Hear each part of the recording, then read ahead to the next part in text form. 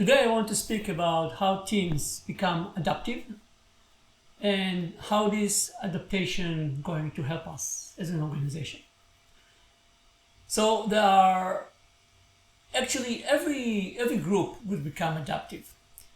It might be from internal forces that push the group to be adaptive, which means they will change the way that they are doing stuff because they're getting indication that what they're doing is not sufficient or not good enough for the environment, or they will be changed or asked to be changed by external forces.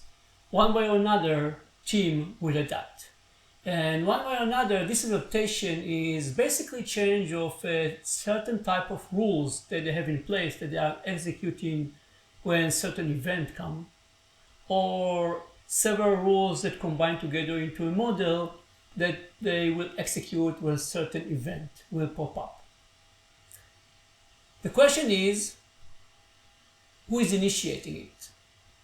And when the initiation is not being done by external forces, when the initiation is being done by the group itself, so internal forces in the group push the group, not all the group, but certain element in the group, push the group to realize that there is a gap between the models of the rules that they are executing and the feedbacks that the environment gives them.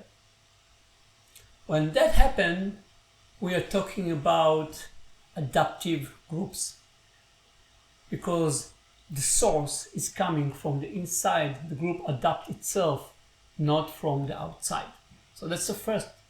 The second important thing to notice, or to create the fertile environment to happen, is that it's being done in evolutionary way, which means that there might and there will be several attempts, or in parallel there will be several new rules, several new models that will run in parallel, not in an efficient way, in parallel.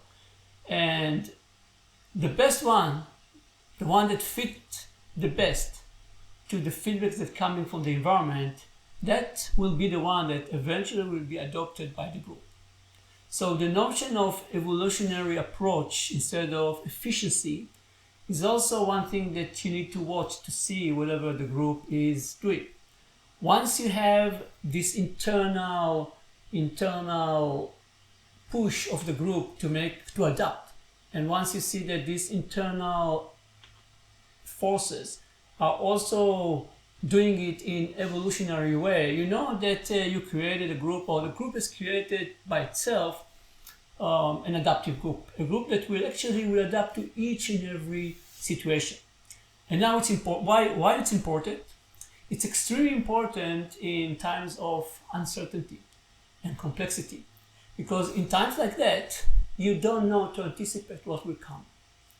But if the group doesn't need external forces in order to understand that there is a gap, in order to find the best solution for the gap and move forward, it will be extremely hard for organization to survive. But if they will have this ability, then you're on the route to even greater success.